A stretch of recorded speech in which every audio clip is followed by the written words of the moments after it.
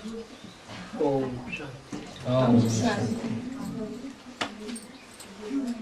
ओकरा के हिस्से में सभी रात्रि क्लास पढ़ रहे हैं, छोटे छोटे 21/4/68 का रात्रि क्लास।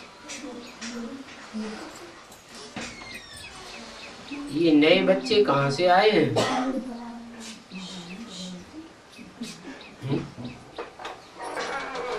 कोई है नए नए? अच्छा, भट्टी करने के बाद नए कौन कौन है जो बाबा से मिले नहीं? 2 माता में कोई नहीं?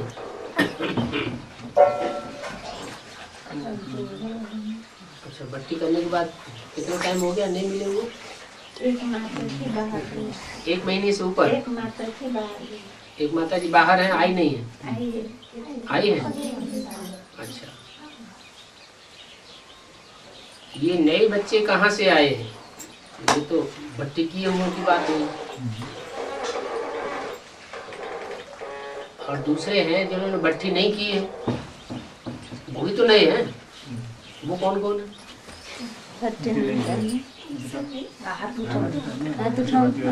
2 अदर कुमार, 3 अदर कुमार, अरे 2 माता है, 2 अदर कुमारियाँ। भट्टी नहीं की। हाँ, 1 कुमारी, 4 कुमारी, 4 कुमारियों ने भट्टी नहीं की।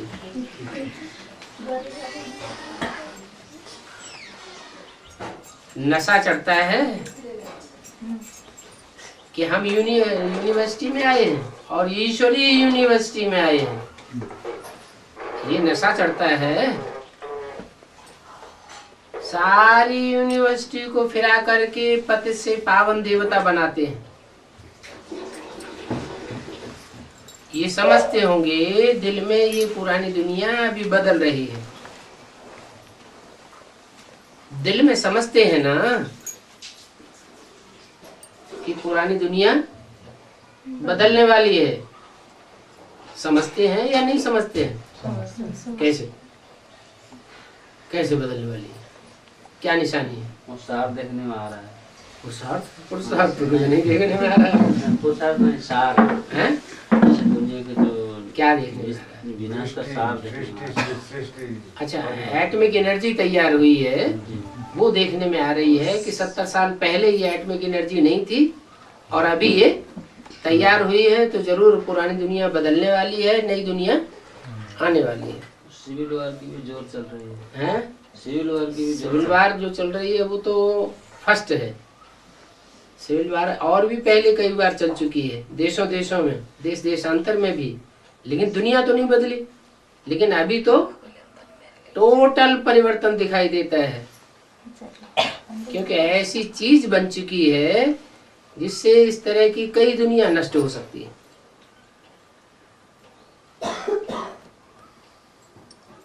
पुरानी दुनिया का विनाश होगा, फिर नई दुनिया में देवताएं राज्य करेंगे।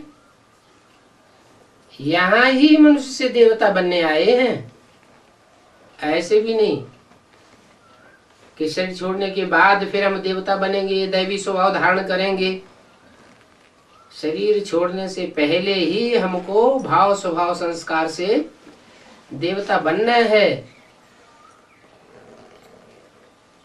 और 1 सेकंड में मनुष्य से देवता बनेंगे। 1 सेकंड में? ये कैसे? 70-71 साल तो हो गए पुरुषार्थ करते कराते, अभी तक तो कोई बना नहीं देवता। कुछ न कुछ अवगुण रहते हैं, कुछ न कुछ भूलें होती रहती हैं। भूल करने वाले को तो देवता नहीं कहा जाता, भूलें तो मनुष्यों से होती हैं। तो अब 1 सेकंड में देवता कैसे बन जाएंगे? क्योंकि बुद्धि में है कि 63 जन्मों के जो पाप कर्म हैं, जिनकी रील अभी घूम रही है शूटिंग पीरियड में, वो 63 जन्मों के पाप भस्म होंगे और हम कर्मातीत स्टेज को पालेंगे। हमारे कर्म बंधन सारे खलास हो जाएंगे। नई दुनिया की स्थापना करने वाले बेहद के बाप को जानने से जरूर उनके एडाप्टेड बच्चे हो जाएंगे।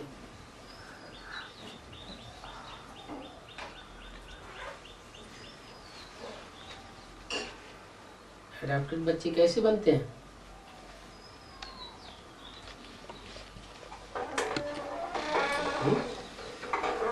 नई दुनिया रचने वाला जो रचयिता बाप है, जिसको क्रिएटर कहा जाता है, जैसे मनुष्य सृष्टि की नई सृष्टि को रचने वाला जो क्रिएटर है, उस बाप को अगर हमने जान लिया तो हम उसके एडाप्टेड बच्चे हो जाते हैं। निराकार को क्रिएटर कहेंगे हैं? क्यों? निराकार क्रिएशन कर नहीं सकते। निराकार जो है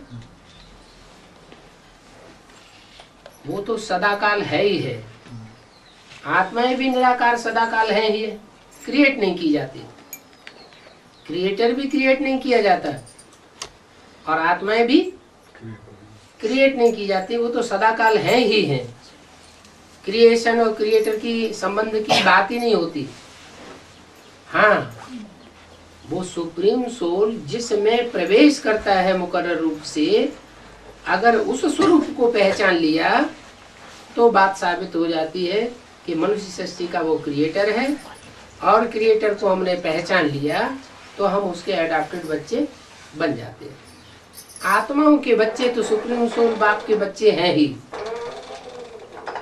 सुप्रीम सोल बाप और बिंदु बिंदु आत्मा रूपी बच्चे, वो कभी विनाश तो होते नहीं है। लेकिन देवताएं विनाश होते हैं या नहीं होते हैं? देवताई सृष्टि थी, अब तो नहीं है। हाँ, देवताई सृष्टि अभी बनेगी तो लौकिक बाप को छोड़ हम पारलौकिक बाप के अब बन जाएंगे, क्योंकि हमने क्रिएटर बाप को पहचान लिया है। एडाप्टेड बनने से विश्व की बादशाही मिल जाती है, बर्थ राइट मिल जाता है। बच्चा पैदा हुआ,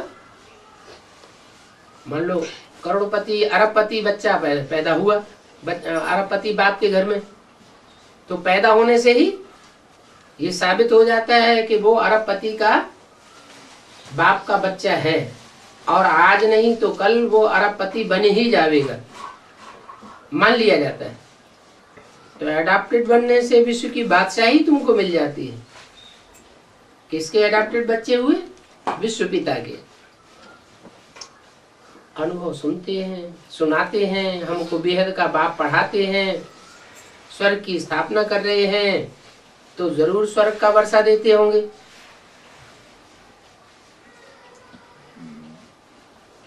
लौकिक बाप भी मकान बनाता है, मकान बनाता है तो बच्चों को क्या देके जाता है? मकान दुकान बनाता है तो मकान दुकान देकर जाता है। कारखाना बनाता है तो कारखाने बच्चों को वर्षे में देके जाता है। यहाँ बाप काय की स्थापना करते हैं? स्वर्ग नई दुनिया की स्थापना करते हैं, तो जरूर स्वर्ग का वर्षा देते होंगे। बच्चे जानते हैं कि हम बेहद के बाप से बेहद का वर्षा लेने आए हैं। दुनिया में जो सुख का वर्षा मिलता है लौकिक बाप से, वो तो एक जन्म का मिलता है, वो भी मिला मिला न मिला कोई गारंटी नहीं है। और यहाँ तो बेहद का बाप है, बेहद का वर्षा है। कितना बेहद का है?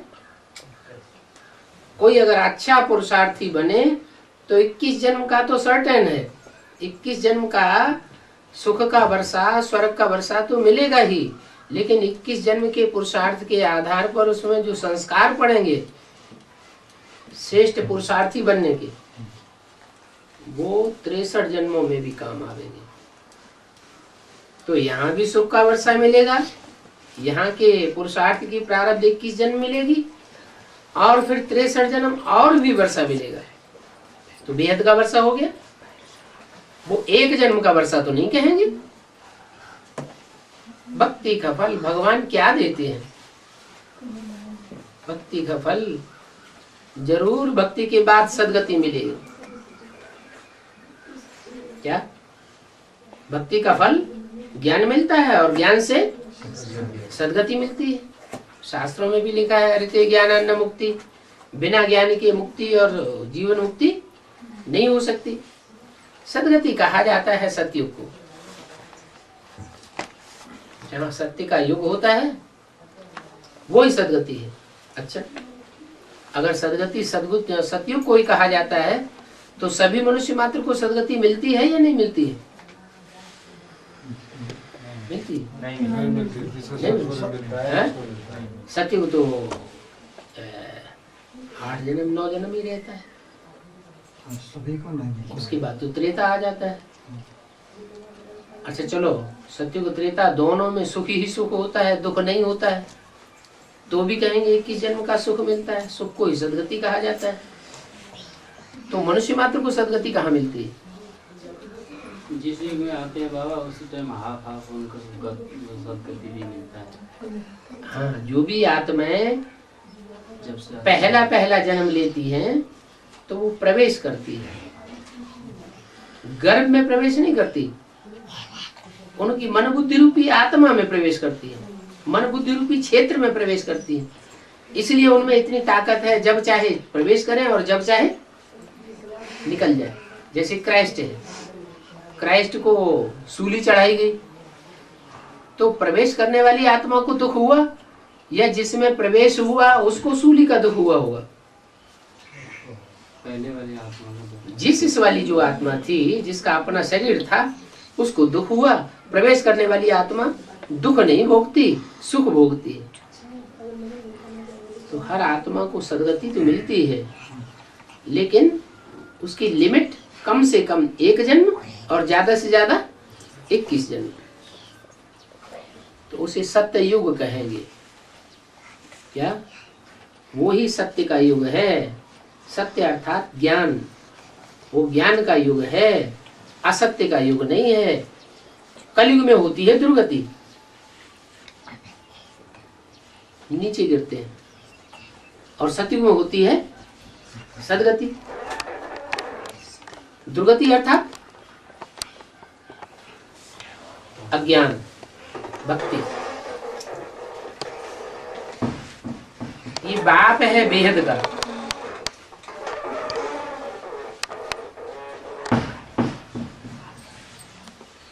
आत्माओं का बाप भी बेहद का है और मनुष्य सृष्टि का बाप भी बेहद का। कोई 1 2 4 मनुष्यों का बाप तो है नहीं। कितने मनुष्यों का बाप है?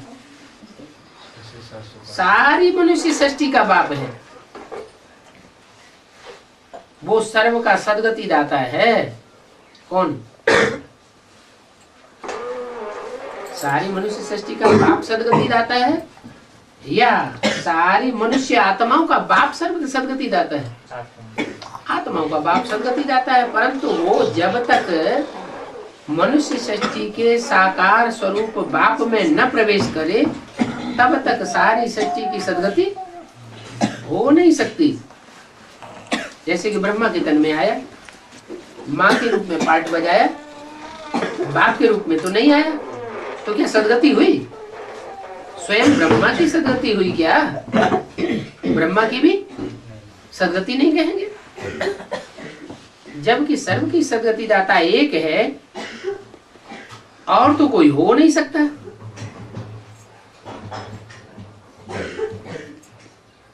उस एक के द्वारा ही सदगति मिलती है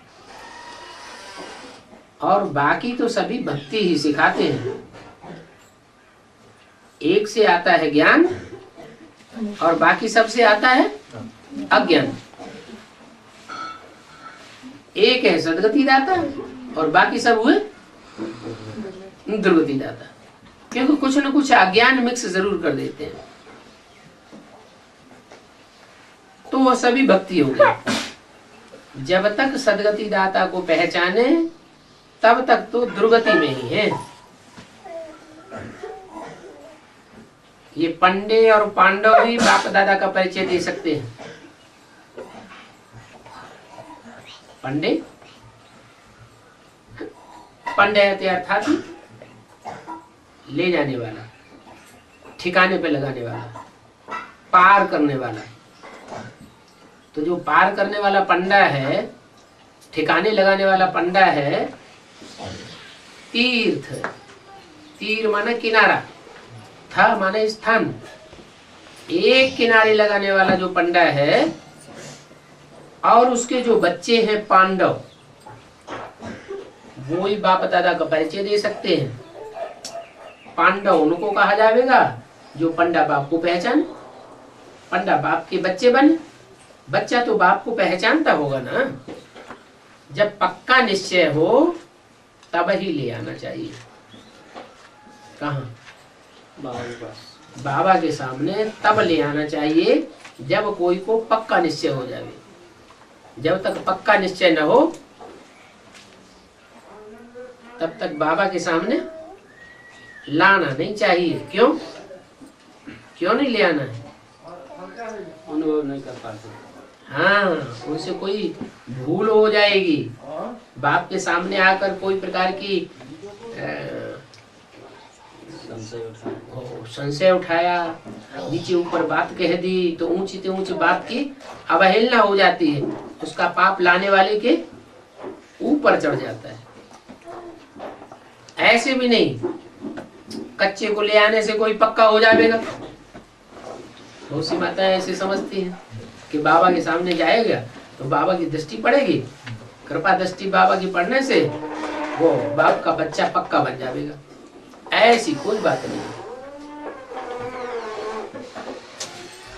नहीं। वो कृपा दृष्टि तो भक्ति मार्ग में होती है गुरुओं की, कि गुरु जी की कृपा दृष्टि हो जाए। यहाँ कोई कृपा दृष्टि की बात नहीं है।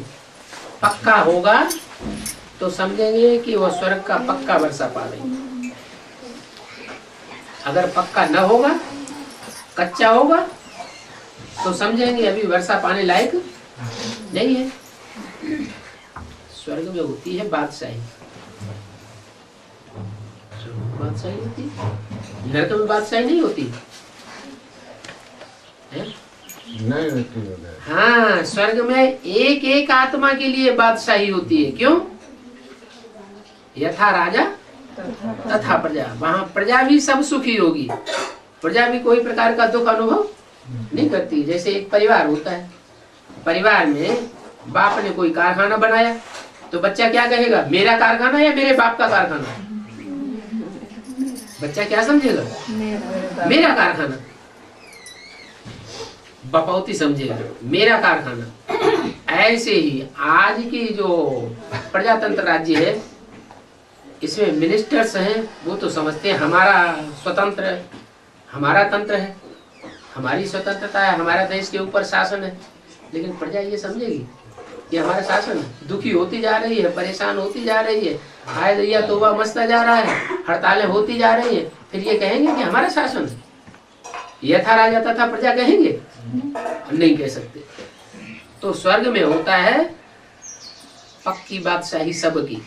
यथा राजा तथा प्रजा सब पक्के बादशाह। जो प्रजा है वो भी अपन को समझती है बाप का बच्चा। बादशाह है वो भी समझता है ये मेरे अपने बच्चे हैं। जैसे अपने बच्चों के प्रति उनका कोई विशेष अलग से मोह नहीं होगा। तो स्वर्ग में क्या पद पावे? नंबरवार पद तो होते हैं।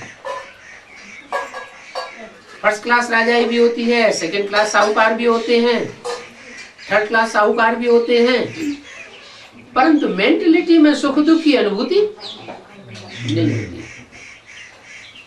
भले कोई दास दासी होते हैं, फिर भी वहां मेंटलिटी में किसी को अनुभूति नहीं होती कि हम कोई नीचे है। नीचे ऊंच का वहां अनुभव नहीं होता है। थर्ड क्लास को गरीबी कहेंगे। परंतु ये बातें सब हैं कहाँ की? ये संगम युग की बातें हैं। संगम युग में अपना पद डिक्लेयर होगा, निश्चित हो जाएगा कौन 16,000 की माला में कौन किस नंबर में है। लेकिन सतयुग में वो नंबर का किसी को पता, ऊंच नीच का पता नहीं रहता। फर्स्ट क्लास बहुत साहूकार, सेकंड क्लास होते हैं साधारण साहूकार। बाप कहते हैं मैं भी साधारण तन में आता हूँ।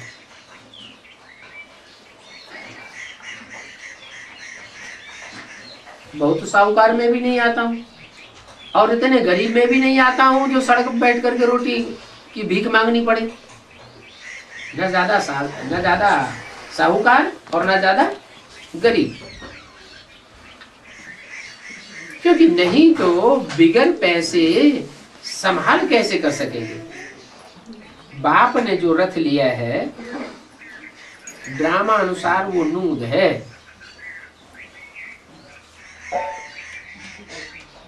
अब देखो यहाँ वाणी की गहराई को समझना पड़ेगा। मैं साधारण तन में आता हूँ ये बोला, और बोला किस समय? सन 68 में। माने ब्रह्मा बाबा के लिए लागू होता है ना? तो ब्रह्मा बाबा को साधारण तन कहें या असाधारण तन कहें? उनका तो राजाओं की तरह पर्सनालिटी थी, गोरे चिट्ठे लंबे चौड़े दिखाई पड़ते थे, साधारण तन तो नहीं था। साहूकार कहें ऊंची ग्रेड का या सामान्य ग्रेड का व्यक्ति कहें, वो तो उस समय के लखापति करोड़पति थे। उनसे ऊंचा तो हीरों का व्यापारी, सोने चांदी का व्यापारी कोई हिंदुस्तान में नहीं था। नेपाल के महाराजा के परिवार में जाना लगा रहता था। साधारण व्यक्ति तो नहीं कहे जा सकते। तो बोला, बाप कहते हैं मैं साधारण तन में आता हूं, क्योंकि नहीं तो बिगर पैसे संभाल कैसे कर सकेंगे। थोड़ा पैसा तो चाहिए ना। बाप ने रथ जो लिया है ड्रामा अनुसार नूद है, इनको ही भाग्यशाली रथ कहा जाता है। तो भाग्यशाली रथ हुआ है? अकाले मौत में शरीर छूट जाए, हार्ट फेल हो जाए, उसको भाग्यशाली रथ कहेंगे? रथ माना शरीर, शरीर भाग्यशाली तो देवताओं का होता है कि आज के मनुष्यों का होता है। भाग्यशाली रथ वो होता है जो अपनी स्वेच्छा से शरीर का त्याग करे, जब चाहे तब शरीर छोड़े और जब चाहे तो शरीर ग्रहण करे। तो इनको ही भाग्यशाली रथ बनाते हैं। ये है पहले नंबर में भाग्यशाली।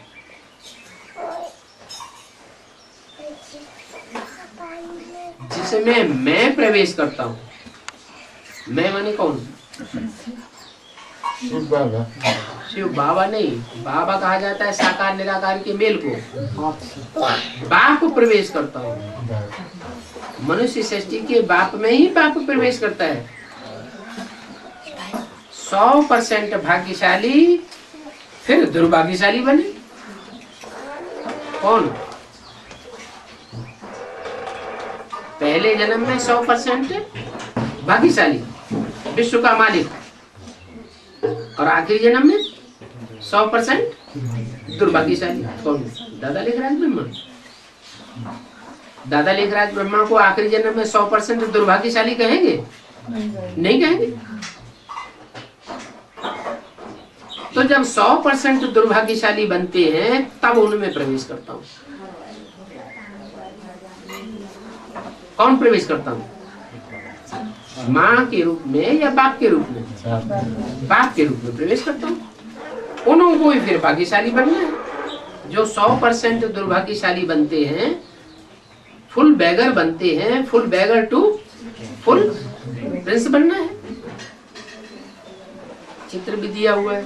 क्या चित्र दिया हुआ है? इन 4 चित्रों में कोई चित्र दिया हुआ है?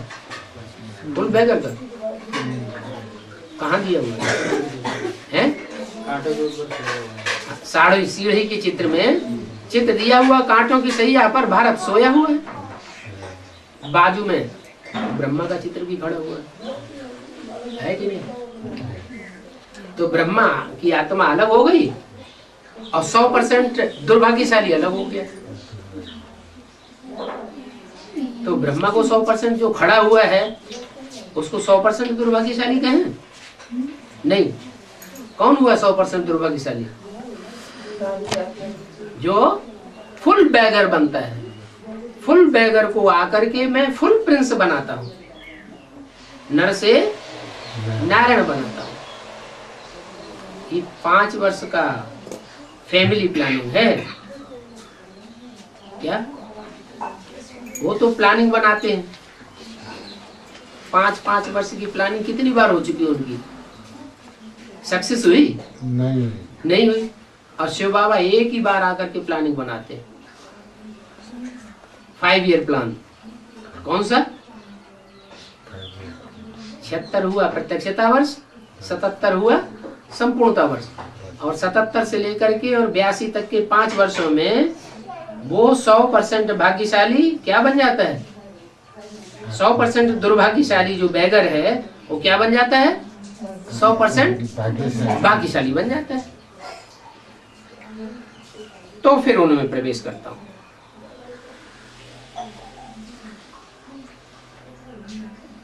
उनको ही फिर भाग्यशाली बनना है ना, तो नजदीक हुआ ना।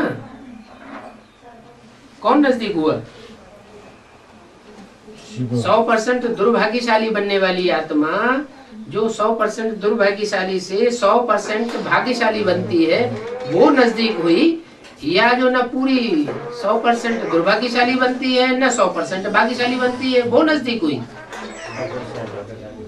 100% जो दुर्भाग्यशाली से 100% भाग्यशाली बनती है, वो शिव के जास्ती नजदीक हुई। ये बच्चे तो समझते होंगे कि बाबा हमको क्या समझाते हैं। किन बच्चों की तरफ इशारा किया? बाबा के सामने जो बच्चे बैठे थे उनकी तरफ इशारा किया क्या? भाग्यशाली बच्चे के तरफ। तुम वहां थे बाबा के सामने, नजरों के सामने थे क्या? नहीं थे। फिर किसको कहा? ये बच्चे तो समझते होंगे बाबा क्या समझाते हैं। उस समय जो बच्चे बाबा के सामने बैठे हुए थे, वो ये समझते थे कि कौन सा रथ भाग्यशाली, कौन सा रथ दुर्भाग्यशाली, कौन सा 100% भाग्यशाली, कौन सा 100% दुर्भाग्यशाली, जानते थे। फिर किन बच्चों की तरफ इशारा किया? भाग्यशाली बच्चे की तरफ। हाँ, वो तो किया, लेकिन वो बच्चे समझते थे इस बात को? नहीं समझते थे। जो सामने बैठे बच्चे थे वो समझते थे। 76 से 82 तक। वो तो बाद की बात हो गई। तो मुरली तो 68 की है। नहीं समझते हैं? नहीं समझते तो बाबा ने फिर क्यों बोला ये बच्चे तो समझते होंगे? फिर कौन से बच्चे समझते होंगे जिनकी तरफ बाबा ने ये बोला ये है बच्चे? तो उनको यह कहेंगे या उनको वह कहेंगे? ये हिंदी की चटापटी है। हिंदी गहराई से जानते होंगे तो समझेंगे, नहीं जानते होंगे तो नहीं समझेंगे। बाबा जब वाणी चलाते थे तो बच्चों को इमर्ज करते थे, भले सामने नहीं है तो भी उन बच्चों को इमर्ज करके वाणी चलाते थे। तो जिन बच्चों को इमर्ज करते थे उनसे बात करते थे। मुरली में भी बोला है, मैं तुम बच्चों से बात करता हूं। क्या? ये तो सिर्फ सुनता है, बात समझता ही नहीं। मैं इनसे बात थोड़ी करता हूँ। जो सुनता है उससे बात करता। जो नहीं सुनता नहीं, सुनते तो ब्रह्मा भी। ब्रह्मा की आत्मा सबसे पहले सुनती थी। ब्रह्मा के तन में प्रवेश किया तो सबसे पहले कान किसके नजदीक है? ब्रह्मा के कान नजदीक थे। सुनते तो थे लेकिन समझते नहीं। मैं तुम बच्चों से बात करता हूँ। मुरली में बोला मैं तुम बच्चों से बात करता हूँ, इनसे तो मैं बात भी इनसे बात नहीं करता हूँ। तो समझने वाले से बात की जाती है या सिर्फ सुनने वाले से बात की जाती है? समझने वाले बच्चों से बात की थी। तो बोला ये बच्चे तो समझते होंगे कि बाबा क्या समझाते। वो आत्माओं का बाप है। प्रजापिता ब्रह्मा है, शरीरों का बाप।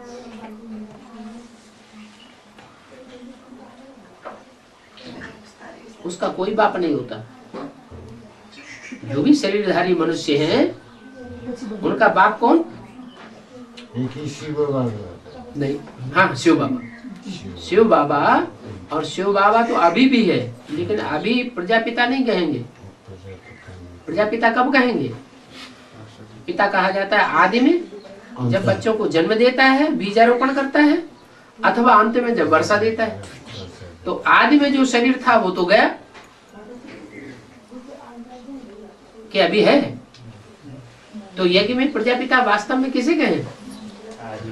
यज्ञ के आदि वाले व्यक्तित्व को कहेंगे प्रजापिता। प्रजापिता ब्रह्मा है, शरीरों का बाप। शिव बाबा नई रचना रचते हैं, तो ब्राह्मण हुए नहीं, वही ना रचना। नई दुनिया वास्तव में ब्राह्मणों की है।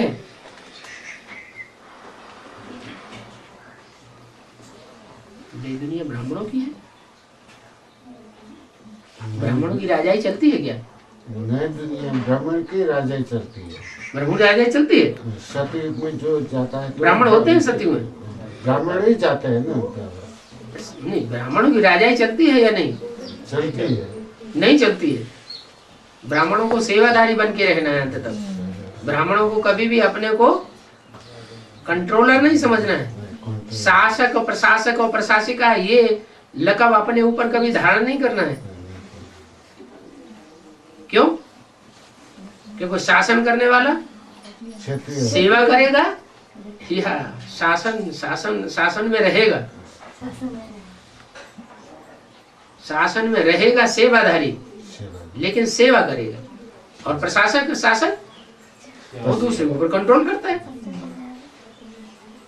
तो बोला नई दुनिया वास्तव में ब्राह्मणों की है।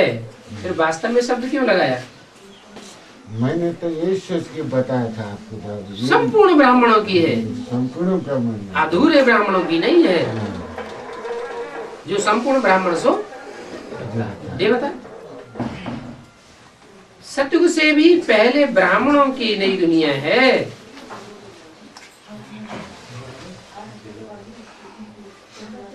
वर्णों को देखेंगे तो पहले होती है चोटी। सबसे लास्ट वर्ण कौन सा?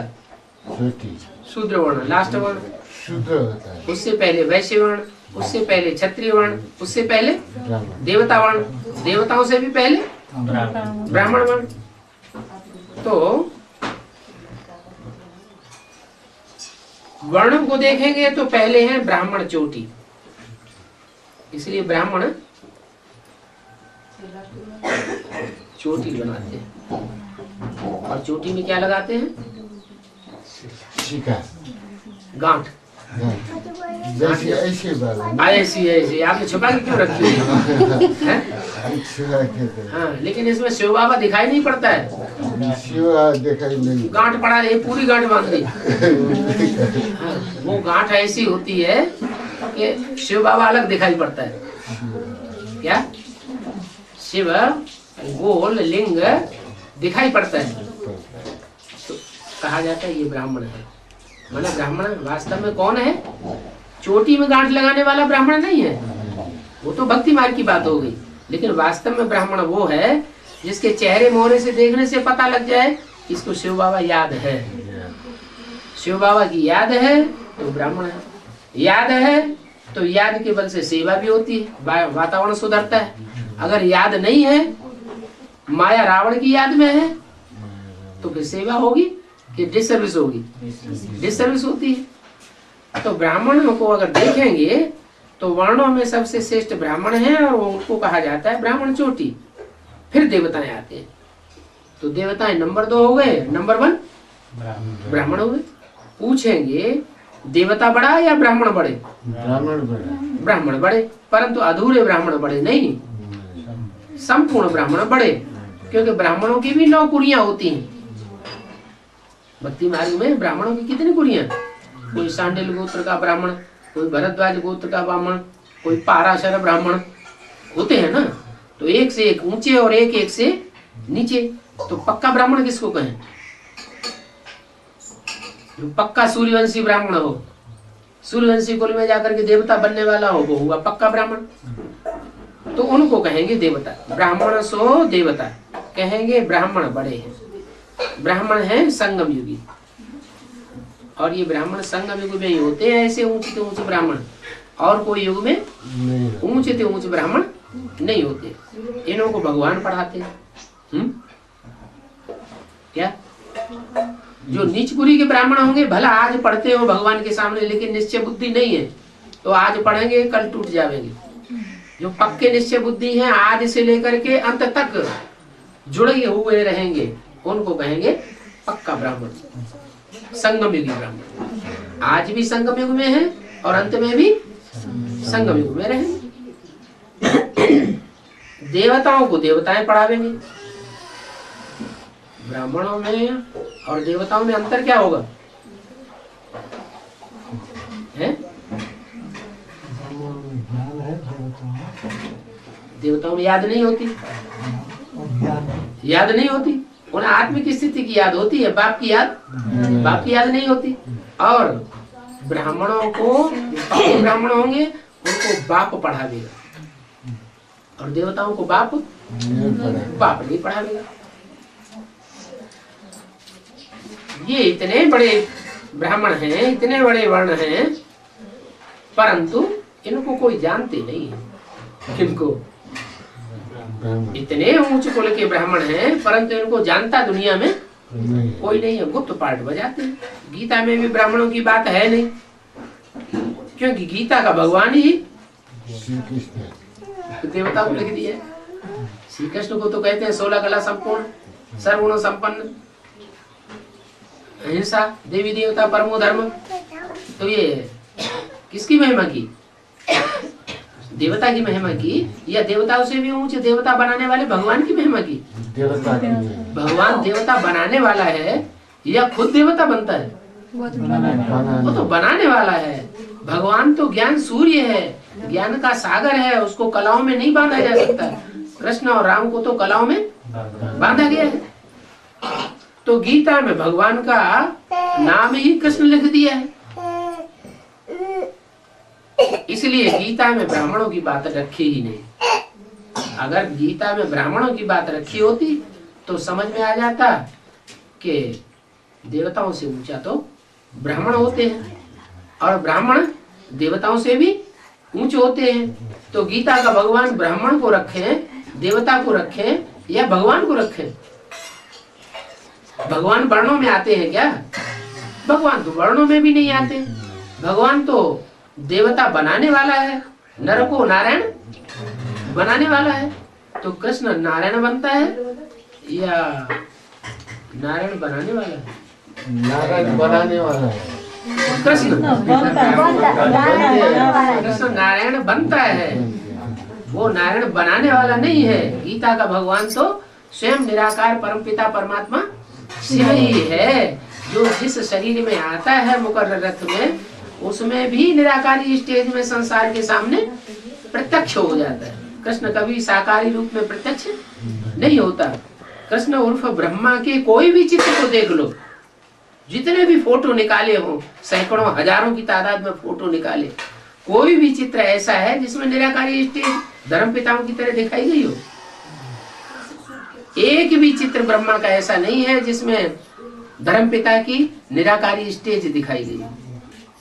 वो तो छोटे मोटे धर्म पिताएं होते हैं, ये तो उन धर्म पिताओं का, बापों का भी बाप है। वो तो एकदम निराकारी स्टेज में संसार के सामने प्रत्यक्ष होता है। जब प्रत्यक्षता का टाइम आवेगा तो सारे संसार के बीच में ऊंचे ऊंचे एक निराकार ही दिखाई देगा और कोई किसी को देखने में आवेगा ही नहीं ऊंचे ऊंचे। गीता में भी ब्राह्मणों की बात नहीं है। क्यों नहीं है? क्योंकि गीता में नाम किसका डाल दिया? साकार कृष्ण का नाम डाल दिया। 16 कला संपूर्ण कृष्ण का नाम डाल दिया। अब कृष्ण तो देवता है, वो तो 16 कला संपूर्ण बनने वाला है, कलाओं में बंधा हुआ है। परमात्मा भगवान को तो कलातीत कहा जाता है, कलातीत कल्याण कल्पांतकारी। क्या? सारी कल्प का अंत करने वाला है, नए कल्प की शुरुआत करने वाला है, नई दुनिया बनाने वाला है। और कृष्ण तो नई दुनिया में आने वाला देवता है, वो नई दुनिया बनाने वाला नहीं है। तो ब्राह्मणों को देखो गुम कर दिया।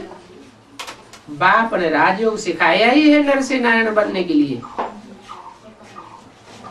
न कि कृष्ण बनने के लिए राजयोग सिखाया है। नारायण बनने, नर से नारायण बनने के लिए राजयोग सिखाया है। तो दादा लेखराज की आत्मा क्या बनती है? कृष्ण बनती है या नारायण बनती है? वो तो कृष्ण बन के रह जाएगी। बाप क्या बनाने आते हैं? बाप तो नारायण बनाने आते हैं, यहाँ आकर के राजधानी स्थापन करके जाते हैं। तो क्या कृष्ण बच्चा उसमें राजी करता है? बच्चा कैसे राजी करेगा? बाप तो राजधानी स्थापन करने आते हैं, उसमें नारायण विश्व का बादशाह प्रैक्टिकल में पार्ट बजाता है। तो कहाँ विश्व का बादशाह और कहाँ बच्चा कृष्ण, कितना अंतर कर दिया। बाप नर से नारायण बनाने आते हैं, नर से प्रिंस बनाने नहीं आते। दादा लेकर आज ब्रह्मा की आत्मा क्या बनती है? नर से अगले जन्म में प्रिंस बनेगी। नारायण डायरेक्ट नहीं बनती है, नर से डायरेक्ट नारायण तुम बच्चे बनते हो नंबरवार पुरुषार्थ अनुसार। तो बताओ ये कृष्ण देवता कहाँ से आया? जवाब दो। भक्ति मार्ग से। ये कृष्ण देवता कहाँ से आया, माने इसका माँ बाप कौन हुआ? बच्चा कहाँ से आता है? माँ बाप से आता है। तो कृष्ण देवता कहाँ से आया जो 16 कला संपूर्ण सत्युग में होता है? जरूर उनका कोई बाप हुआ होगा, और वो बाप ब्राह्मण हुआ होगा या देवता था? पहले तो जरूर ब्राह्मण था। मनुष्य को देवता बाप ही बनाते हैं, कोई मनुष्य मात्र मनुष्य को देवता बना ही नहीं सकता। बात है तो बड़ी सहज है। फिर दैवी गुण भी धारण कर ले। तो मैं बतलाता हूँ कि मैं अभी आया हुआ हूँ, क्या मैं कृष्ण नहीं हूँ? मैं 16 कला संपूर्ण देवता बनने वाली आत्मा नहीं हूँ। क्या बनने वाली हूँ? मैं नर से नारायण बनने वाली आत्मा भी नहीं हूँ, मैं तो नर को नारायण बनाने वाला हूँ। बाप ही देवता बनाते हैं। अभी पावन बनने के लिए विकारों पर जीत पहनो। काम विकार के कारण ही सारे विघ्न पड़ते हैं। क्या कहा? ज्ञान में चलते चलते अबलाओं पर, कन्याओं पर जो विघ्न पड़ते हैं, उनको पुरुषार्थ में आगे बढ़ने से रोक देते हैं। कारण क्या है? विकार। हाँ, इस जन्म के चाहे विकार हो आत्मा में और चाहे पूर्व जन्म के विकार हो, उन विकारों के कारण ही अभी विघ्न पड़ रहे हैं। आप लोगों पर अत्याचार होते हैं क्योंकि तुम रावण का वर्षा छुड़ाकर राम का वर्षा देते हो, तो दुश्मन और पड़ते हैं। उन्हों के लिए है अमृत का प्याला। बाप कहते हैं अब ये जहर का प्याला छोड़ दो, तो इसलिए झगड़ा करते हैं। कमाल करने ही नहीं देते, कमल फूल समान बनने ही नहीं देते। जो कीचड़ की दुनिया में रह करके कमल के समान हम निर्लिप्त जीवन बिताएं, ऐसा जीवन बिताने ही नहीं देते। बाप तो भोला भंडारी है, परंतु जगह ही नहीं देते। क्या है? तो भोला भंडारी, परंतु उसको 3 पैर पृथ्वी की स्थान भी नहीं देते। कैसे? इतने बड़े बड़े मिनी मधुबन बने हुए हैं, स्थान नहीं है? अच्छा, तो डट के लगातार रह सकते हैं। हा? वो तो ड्रामा की खेल अनुसार होता है। ड्रामा के लिए अनुसार, तो इसका मतलब ड्रामा ऐसा बना हुआ है कि 3 पैर पृथ्वी उनको मिली हुई नहीं है जिसमें स्थायी रूप से रह सके। जैसे भक्ति मार्ग में कृष्ण को दिखाया है कि कृष्ण गावड़े गावड़े में कंस के डर से भागा फिरा, तो उसका ड्रामा था एक जगह रहने का? नहीं था। शंकर भगवान को कहते हैं, भक्ति मार्ग में शंकर जी भगवान है, परंतु भस्मासुर के डर से सारी दुनिया में भागे फिरे, तो उनको 3 पैर पृथ्वी का ठिकाना मिला क्या? नहीं मिला। राम के लिए दिखाते हैं भगवान थे, फिर रावण के डर से जंगलों में मारे फिरे।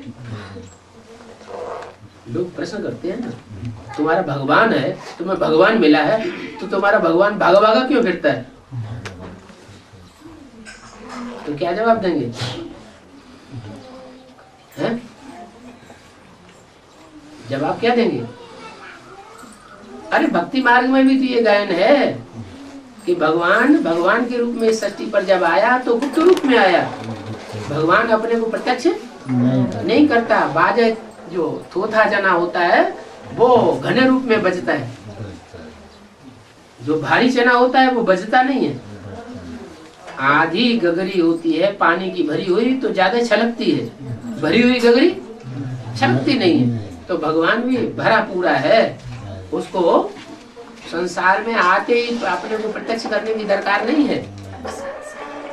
तो बाप कहते हैं कि तुम बच्चों को कमाल करने नहीं देते हैं। बाप तो भोला भंडारी है तो उसको 3 पैर पृथ्वी की जगह भी नहीं देते हैं, क्योंकि रावण का वर्षे से छुड़ाते हैं ना तो वो दुश्मन बन पड़ते हैं। बेहद की बाप का वर्षा है अमृत, रावण का वर्षा है बिख, वो हद के बाप का वर्षा देते हैं। और सत्संगों में ये बातें होती नहीं। क्या और कोई सत्संग ऐसे हैं जिनमें शादी बर्बादी से छुड़ाया जाता हो? और कोई सत्संगों में ऐसा नहीं होता। ये एक ही सत्संग है जहाँ शादी बर्बादी से दुखी के वर्षे से छुड़ाया जाता है। तो वह हद के बाप का वर्षा देते हैं। हद के बाप का वर्षा है विष, शादी करो बर्बादी करो विषय वासना में फंसो। तो और सत्संगों में ये बातें होती ही नहीं है। वहां जो सुनाते हैं वो सुनने वाले सत्य सत्य कहते रहते हैं, है सब झूठ बातें। कहना चाहिए तुम जो कुछ पढ़े हो वो पढ़े हम भी हैं, इसलिए तुम जो कुछ हमें सुनाते हो शास्त्रों की बातें वो हमें न सुनाओ। वो हम पहले ही जानते थे, ऐसे नहीं कि नहीं जानते। हम जो सुनाते हैं वो कब तुमने अभी तक नहीं सुना होगा।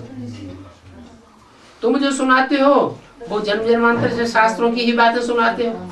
हम जो सुनाते हैं वो सब नई बातें सुनाते हैं। सतयुग से लेकर कलयुग तक तुमने ये बातें सुनी ही नहीं है और हमको भगवान आकर के डायरेक्ट पढ़ाते हैं। ये भगवान और युगों में आता ही नहीं है। भगवान तो सिर्फ कलयुग के अंत और सतयुग का आदि जब होना होता है उस संगम पर आते हैं। हम संगम युग पर बैठे हुए हैं। ज्ञान सागर बाप ही बैठ हमको सुनाते हैं।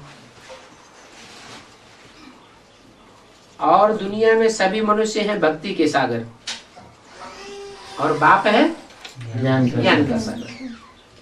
माना ज्ञान एक बाप से आता है और भक्ति अनेक सिरों से आती है। अनेक सिर माना रावण के 10 सिर होते हैं। बाप है सदगति का सागर, ज्ञान सागर है ना, तो ज्ञान सागर माना सदगति का सागर।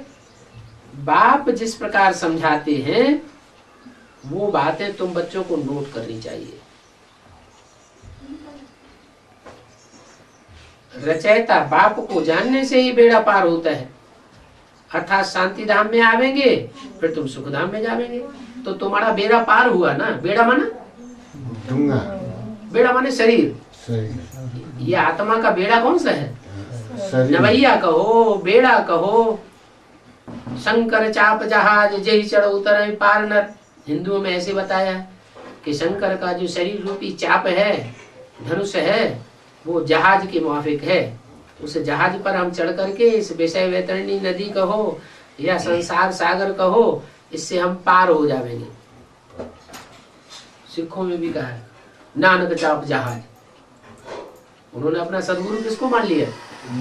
गुरु नानक को मान लिया। तो वो भी यही कहते हैं कि सदगुरु नानक जो है वो हमारा बेड़ा है, जहाज है। इसका हम सहारा लेकर के अगर चल पड़ेंगे संसार सागर में तो हम पार हो जाएंगे। लेकिन वहां तो पार कोई जाता नहीं है। तो ये पढ़ाई है और ये पढ़ाई नई दुनिया के लिए है।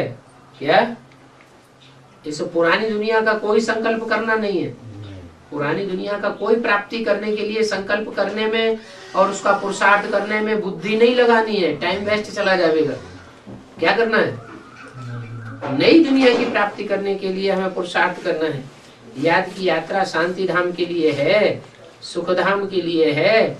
इस दुख धाम के कोई काम करने के लिए हमारी याद की यात्रा नहीं है। रचयिता बाप को जानने से जानते हो बेड़ा पार होता है। 84 का चक्र बाप सिखलाते हैं, वो है सुखधाम के लिए। क्या कहा? जितना 84 के चक्र में घुसेंगे, जितना बुद्धि से सुदर्शन चक्र घुमावेंगे, उतना हमें अनेक जन्मों की जानकारी जल्दी मिल जाएगी। और जितना जितना जल्दी हम अनेक जन्मों की जानकारी अपनी हासिल कर लेंगे, उतनी ज्यादा सदगति को प्राप्त कर लेंगे। जो सुदर्शन चक्र घुमाने में पीछे रह जाएंगे, वो उतनी सदगति नहीं प्राप्त करेगा। सदगति कैसे मिलती है? ज्ञान से मिलती है सदगति, और याद से मिलती है गति। तो जितनी रीति अच्छी रीति समझेंगे और दूसरों को समझावेंगे, जितना अच्छी रीति पुरुषार्थ करेंगे, उतना ही ऊंच पद पावेंगे।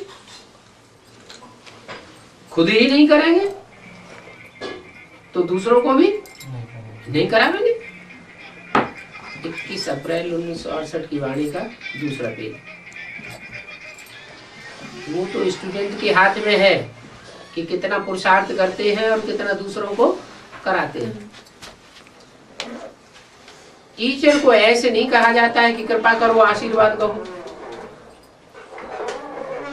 स्कूल में स्टूडेंट्स जाते हैं, कॉलेज में जाते हैं, तो क्या स्टूडेंट टीचर से बैठा ऐसे कहते हैं, हे टीचर जी कृपा करो, हे लेक्चर साहब हमारे ऊपर कृपा कर दो, आशीर्वाद कर दो।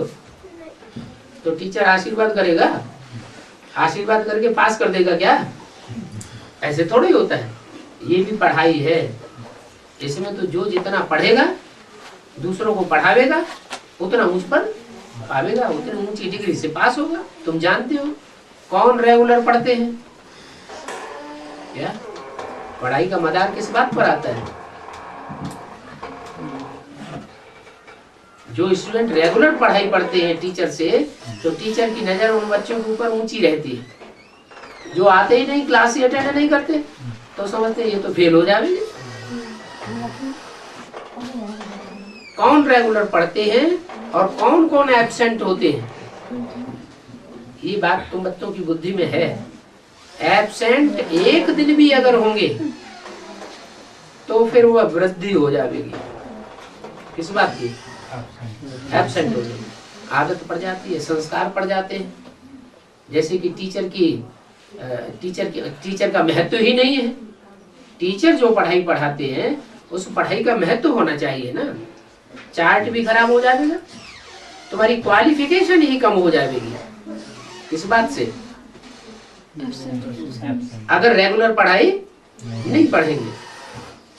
अच्छा, अभी अपन को आत्मा समझ बाप को लब से याद करो, बहुत ही प्यार से याद करना चाहिए।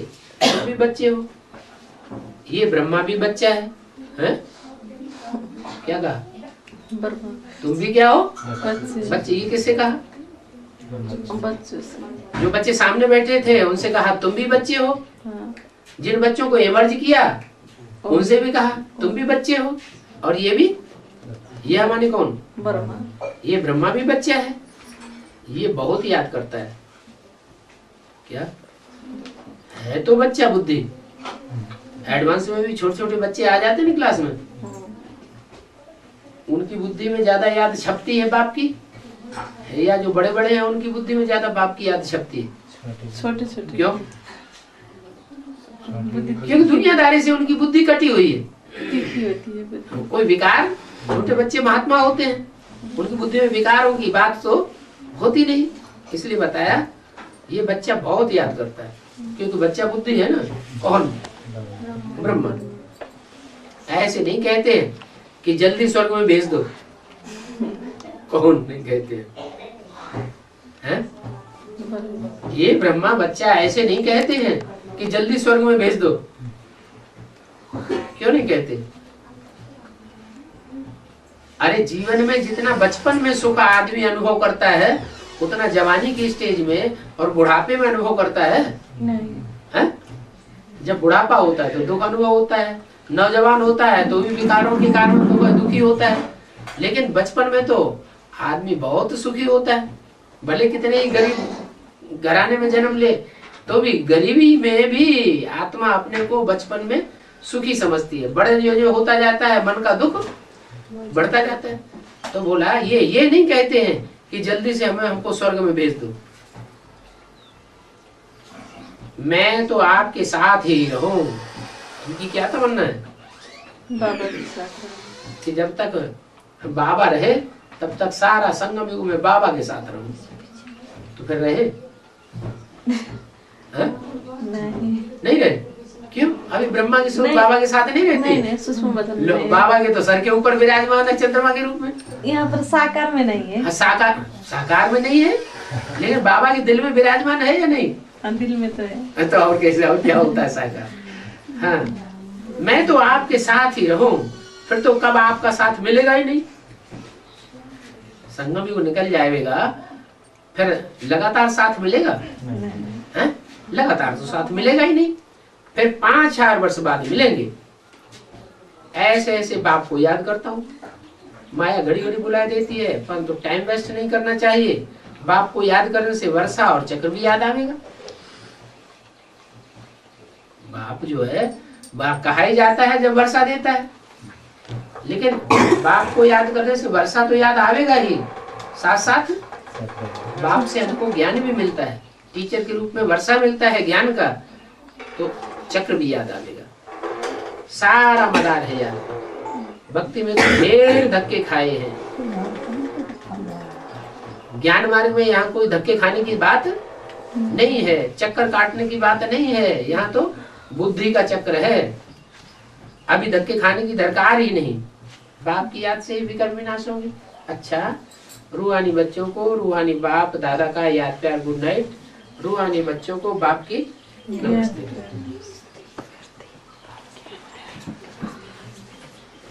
दो छोटे छोटे क्लासेस और हैं।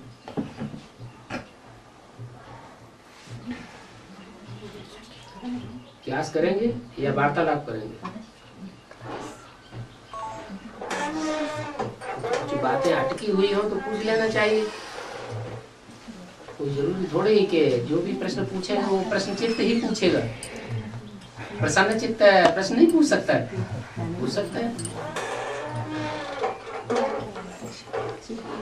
बंद करें।